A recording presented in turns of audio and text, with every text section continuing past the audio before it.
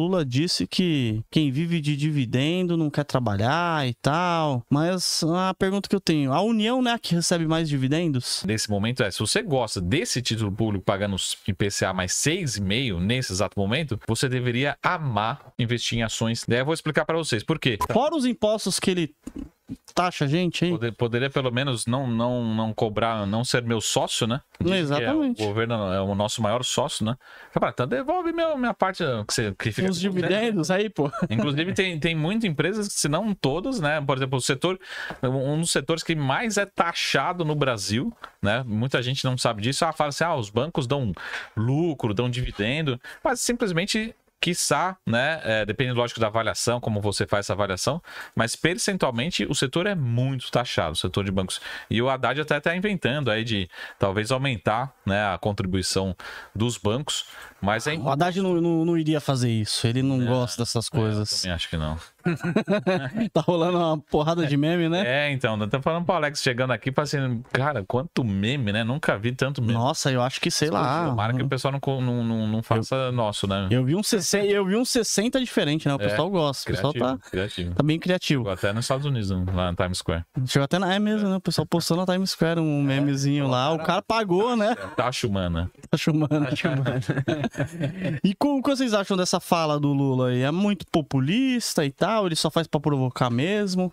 Não, acho que tem grande parte ali é muito no automático, assim, acho que não acaba nem agradando o público dele e também não acaba não atingindo o recado, né? Ele acaba saindo muito automático ali. Você vê que tem muitas vezes, em alguns momentos, que o próprio ministro Haddad, com toda a crítica que a gente tem, e dentro do governo, ele parece ser uma pessoa, de novo, dentro do governo, tem elogios, tem críticas, mas dentro do governo o Haddad tem uma certa dose de racionalidade. E muitas vezes o Haddad ele entra ali para corrigir as falas do presidente. Para assim, pessoal, deixa eu falar, explicar para vocês o que realmente, de fato, quis ser colocado. Não, tirou a fala do lugar. Não, deixa eu corrigir aqui. Então, o ministro Haddad tem boas intenções, né, no final. É uma arte, né? Imagina ter um chefe como esse, né? De todo dia você tem que ir lá, não, pera, deixa eu corrigir aqui, deixa eu ver aquilo. Nossa, deve ser um inferno a vida deles, né? Porque eles estão vivendo a economia não tá boa, né? Pô, taxa de juros elevada, eles querem abaixar na marra, aí eles não sabem o que fazer, dólar explodindo, né? E muitas vezes eu vejo esse cenário meio caótico da Bolsa tanto da economia do país, né? Mais ali deles desalinhado com o mercado, e surgem oportunidades. Começando com um cenário macro aqui, e aí, pessoal, eu vou falar aqui um pouquinho sobre esse estudo, e ele parece ser um tanto complexo, mas ele pode ser decisivo para os próximos passos aqui do podcast dessa noite, tá? Então presta atenção nesse estudo. Então, inclusive, tiveram alguns gestores que publicaram esses estudos aí na FinTwit, né, no Twitter, enfim, que é o seguinte: a gente está batendo uma taxa de juros, né, que a gente chama dentro da NTN-B, né, ou seja, dos títulos indexados à inflação, patamares recordes, né? Não é comum um título pagar 6% no Brasil acima da inflação, 6,20, 6,30, 6,50, né? Não é comum, que a gente chama os títulos de 10 anos, tá? Ou seja, tem oportunidade na renda fixa? Tem, tá?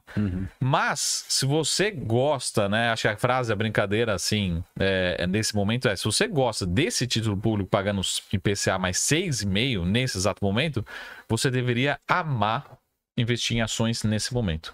Daí eu vou explicar para vocês por quê.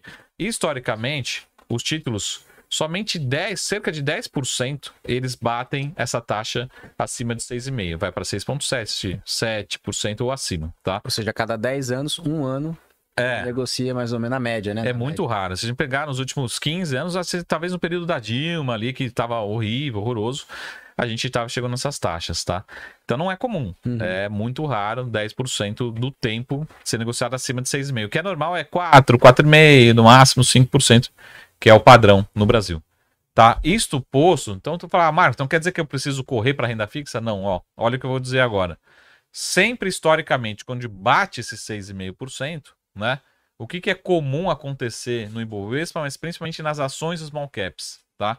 2 anos depois, que o título bate esse 6,5, ou seja, mostrando que é um estresse, um momento de compra, de encher a mão às ações.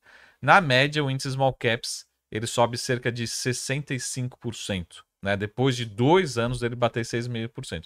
Ou seja, a gente está diante de uma probabilidade na estatística da gente ganhar muito dinheiro investindo em ações. Ah, Marco, vai acontecer? O tempo vai dizer. Né? No Brasil tudo é possível. Né? E sempre o Haddad ali tentando corrigir. Né? No jornal sempre tem uma notícia nova. E lembrando que performa mais que o próprio S&P, né? Na média, né? Nesse cenário. Em dólar. Né? Então, você entendeu esse recado? Entendi. Então a gente está diante de uma grande oportunidade olhando estatisticamente, olhando o histórico. Tá? Isso não acontece no Brasil, ou seja, 10% das vezes que surge uma belíssima oportunidade dessa. E 10% das vezes nesse cenário, as small caps principalmente, que é a grande discussão que eu tenho colocado, até eu coloquei num artigo recente que eu escrevi lá no Estadão, no Investidor, falando sobre isso. Até quem elaborou o gráfico para mim foi o grande Rafael Freitas, né? Mandar um abraço para ele. Tem Rafael Freitas. Principado de Mônaco agora. A gente está trabalhando aqui, ele está aproveitando as férias, né? Ele fez esse estudo mostrando um pouco dessa correlação, né, com o índice, né? Mas de fato, se a gente pegar os últimos, talvez quase 15 anos e dividir o Ibovespa ou os Small Caps pelo Ibovespa, né? O Small Caps nunca esteve tão barato. Só que olha só que interessante. Nossa, nos últimos 15 anos. Nunca esteve tão barato, não tanto no preço sobre lucro, como no relativo em relação ao Ibovespa, em relação às ações mais líquidas, né? E olha só que interessante, pessoal, você está assistindo. Abra aí o seu Profit, qualquer sua tela, um Investidor 10, né? E dá uma olhada na performance do Russell 2000, qualquer índice de small caps lá nos Estados Unidos nos últimos 15 dias. Você vai começar a ver que o S&P 500, alguns dias até chegou a cair, e o Russell 2000, que é o índice de small caps, ele está subindo forte. Ou seja, a gente tem várias sinalizações que os investidores podem começar a estar olhando essas ações mais cíclicas, de beta mais agressivo, né, que ficaram muito atrasadas, que são as ações conhecidas como small caps. Tá? Então a gente tem aqui 2 bons argumentos para de fato você conhecer tanto ações, começar a investir em ações, né? Ninguém investe em ações depois de ter subido 50%. Sim, exatamente. Na verdade, todo mundo faz isso, né? O pessoal faz, mas não deveria, né? Já perdeu, Quando a gente brinca, uma boa parte que do ninguém lucro. faz é que o ser humano racional deveria comprar quando tá barato, né? Não quando tá caro, né? E o barato é agora, né? É quando nesse ninguém momento. quer, quando o pessoal quer o IPCA, Exato. quando o cara tá falando que vai Acabar diminuir vai acabar os dividendos, né? Então, esse é o exato momento que a pessoa que tá aí do outro lado pode ter uma oportunidade na mão. É assim, a pessoa, um tempo atrás, a pessoa queria ter essa oportunidade. E falava assim, se tivesse oportunidade, vou vender carro, vender casa, vou dar uma apertada, vou investir mais. Aí a ação caiu, ele tá com medo. Aí a ação caiu 30%, 40%. De vez de o cara ir lá comprar, estudar, né, e aproveitar a oportunidade, não. O cara fica na rede social xingando o Saravalho, né? Você falou, cara, para, né? Faz conta, conhece a empresa, estuda, né? E vai comprar, vai ser investir, cara. É aí que tá a oportunidade, né, meu? Tem alguma ação específica aí que eu esqueci de falar? Acho que vale destacar positivo, né? Que a gente não... Positivo, e aí? A gente visitou também a companhia agora. Positivo é uma tese também, né, Marco? A gente já teve na carteira, a gente já ganhou dinheiro, a gente já saiu da carteira. Hoje a gente não tem já vou dar spoiler, né, Marco? A gente não tem na carteira hoje das carteiras small caps. A gente já ganhou dinheiro. A gente já fez várias entradas em positivo, tá? Todas elas, 100% isso eu posso afirmar. Todas as entradas e saídas a gente ganhou dinheiro, a gente nunca saiu de positivo perdendo dinheiro. As saídas da carteira. O que a gente está esperando agora é um segundo trimestre, né? A companhia tem ali um guidance de um 5 bi e meio, né, de receita para o ano. E essa curva, né, ou seja, para entregar esse guidance, no segundo trimestre vai desacelerar. Então, ou seja, a companhia já avisou, né, que grande parte das entregas para o ano, o segundo trimestre será um trimestre mais fraco. Então, o que a gente espera, né? Naturalmente, né, que o mercado talvez não precificou todas essas quedas, né, do papel. Então, a gente pode ver, não surpreenderia se fosse o caso, o papel tem uma pressão negativa ainda mais depois do resultado do segundo trimestre. E o que a gente pode esperar daqui para frente, né, a partir do terceiro e quarto trimestre? A companhia deixa eu pegar aqui pro Saravalho, deve continuar entregando um resultado próximo, dentro da expectativa do guidance. A gente não vai ter nenhuma grande novidade. A gente tem vários megas projetos, né? A companhia tá fazendo com os entes públicos, né? Tem muita coisa no pipe, mas ele sempre fala, olha, se sair isso é fora, né? Não tá na nossa projeção. Não vamos trabalhar com números acima, né? Até porque a Positivo, o Tubá, o pessoal que está nos assistindo, era muito vista por uma companhia que vendia no varejo e que tinha uma grande dependência de urna. E agora ela está mudando tudo isso. Hoje ela não tem uma dependência muito grande no varejo e ainda a parte de urna já está saindo do balanço, ou seja, já não. Só se tiver aí, ó, né, ganhar a próxima licitação, aí tem novas entregas, novas receitas de urnas. Mas a companhia não quer depender de urna para crescer. E por isso mesmo, qual que é a mensagem da Positivo? Para não ficar nessa essa sazonalidade, entrou urna, não entrou urna, a receita sobe, a receita cai, ela quer trazer o quê? Uma receita com previsibilidade. Boa. E por isso que ela comprou a Algar Tech, né, o braço de tecnologia, né, da Algar, para trazer também a Positivo segue, né, que já é muito pequenininho ainda no resultado. Mas a companhia ela quer trazer o quê? Resultado crescente, recorrente, né? E claramente não ter essa oscilação como teve, por exemplo, no varejo, né? Na época do Covid, você lembra, vendia computador, parou de vender, né? Depois começou a ter a crescimento corporativo, né? As empresas começaram a ver o home office e começou a comprar e teve aquela porrada de receita. Então, acho que qual que é a mensagem da companhia? Receita recorrente, margens naturalmente maiores, né? Melhores.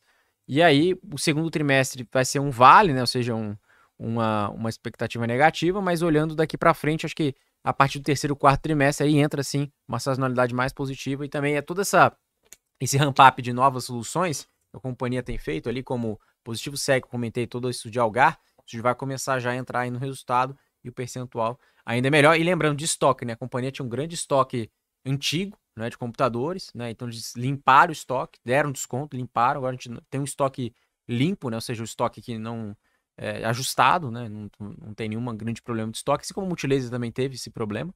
Então ela está com um estoque adequado, está com estrutura de capital boa, né? Uma alavancagem boa, arrumou muito bem a casa em relação às avenidas de crescimento e agora só precisa maturar, né? Então acho que esse é um ponto aqui de positivo. Se quiser comentar um pouco, Marcos, sobre isso. Não, só mandar um abraço aqui pro Gilberto, que foi o Gilberto que perguntou, ele falou assim, ó. Grande Gilberto Soares, que perguntou sobre pós. Respondido, Gilberto. 3. Obrigado. Mas acho que o grande recado, assim, que a companhia, mais uma companhia que está em mudança, que vai ser uma empresa diferente, né? Não é que ela vai abandonar os mercados, mas vai ser uma empresa diferente, mais previsível, né? Com mais geração de caixa ao longo dos próximos anos. E, consequentemente, isso tem que ser reprecificado em algum momento. Talvez não aconteça agora no curto prazo. Mas com essa previsibilidade maior, que a companhia já vem buscando nos últimos 3, 4 anos, nessa mudança de Positivo Informática para Positivo Tecnologia, agora vai começar a ficar mais visível. Então isso também tem um preço, né? Você tornar uma empresa mais previsível, também precisa de múltiplo maior por essa previsibilidade. Porque hoje é uma empresa que, vem uma UNA, cresce pra caramba, depois não vem UNA, né? Não cresce tanto. Então é um pouco disso, tá, Gilberto? Até só para responder a pergunta do Douglas, desculpa, do Gilson. Tem algum desconto o curso acessando pelo canal? Gilson, não tem diferença de preço. O que a gente tem aqui que o Tuba pediu foram alguns bônus adicionais para quem tiver nesse link aqui hoje. Lembrando que são só 20 vagas. Então, são 3 bônus. E é um que eu vou revelar agora, que é o primeiro bônus, que vai ser esse grupo do WhatsApp, né? VIP, somente para 20 pessoas, né? A gente vai ter o acesso ao curso de opções do Diego, Fórmula Rico. E o terceiro bônus é que eu vou sentar com vocês, todos vocês, 100% de vocês, para a gente analisar junto a sua carteira de ações, tá? Individualmente. Então, a gente vai marcar um horário, tá? De novo, não é uma carteira perfeita. Quem for de São Paulo pode ser presencial. For presencial, será um prazer. Pode ser presencial, pode então? Pode ser presencial. Um almoço, um café. Se for de outra cidade, quando estiver em São Paulo. Por quê? Porque a gente vai sentar e falar assim, mas o que você espera dessa carteira de ações? Ô, louco, né? Isso daí é um super bônus, pô, né? Então, esse é Quanto que vale a hora do Saravalho? Exatamente. Então, isso vai ser por ordem de chegada também. Então, se você for o 19º, talvez a gente faça reunião lá em outubro, né? Talvez. Porque é por ordem de chegada, né? Por que isso? A gente faz uma matriz de correlação, né? Para entender, assim, vários pontos. Beta da carteira, agressividade, né? A correlação entre os ativos, né? O que você espera. Retorno ajustado pelo risco. Ajustado, então, desempenho. Se eu tivesse essa carteira nos últimos 12 meses, como é que seria o desempenho dela? Tá? Então não é simplesmente... O que dá para lançar de opção. O que dá para a gente gerar de dividendo sintético adicional, enfim. Então tem esses 3 principais bônus adicionais. Tubarões, se vocês quiserem ver cotação de ações, de fundos imobiliários, de BDRs, ETFs, criptomoedas, você consegue ver através do site do Investidor 10, a plataforma completa. Tem diversos rankings também, maiores lucros, maiores ROIs, empresas que pagaram mais dividendos nos últimos 12 meses. É uma plataforma completa e você consegue gerenciar sua carteira. O QR Code tá aqui na tela, aqui, só você acessar ou no link da descrição aqui do vídeo também.